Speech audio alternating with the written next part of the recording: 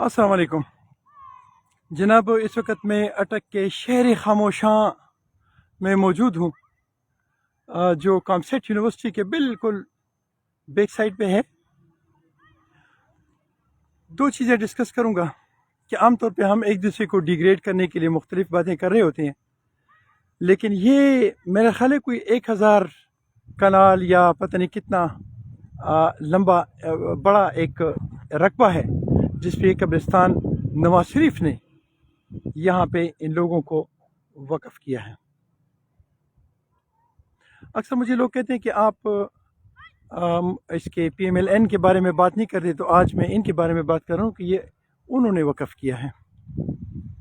यहाँ पे एक छोटा सा मसला है, असल में आया तो मैं उसके लिए था कि यहाँ पे ये आप देख रहे होंगे ये शहर खामोशा है जहाँ पे लोग अबदी नींद सोए हुए हैं, अपने गुनाहों के कफ़ारा अदा करना या सवाब कमाने के लिए जो उन्होंने दुनिया में काम किए उसके हिसाब से जन्नत के एक बागीचों में से एक बागीचे में है।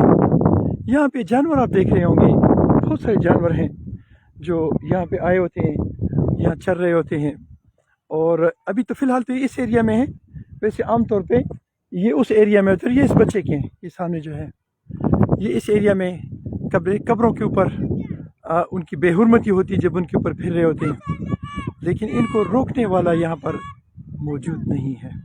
रिक्वेस्ट है कि खुदारा हुकूमत के उस इदारे से रिक्वेस्ट है जो इस शहर खामोशा की रखवाली करने पे मामूर हैं, या जो लोग सवाब के लिए यहाँ मौजूद होते हैं और इसका ख्याल रखते हैं, आपसे रिक्वेस्ट है खुदारा इन मासूमों पे रहम फरमाएं। ये वो लोग हैं जिनके बारे में अल्लाह रब्बुल आलमीन ने फरमा दिया है कि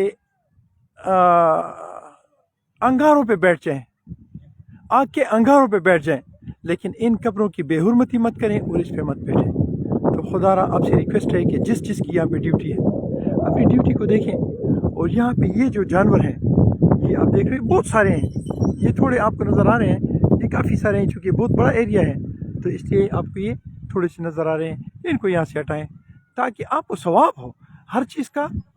आप इस नज़र से मत देखिए कि दुनियावी इसका फ़ायदा क्या होगा, जिससे अल्लाह राज़ी हो जाए।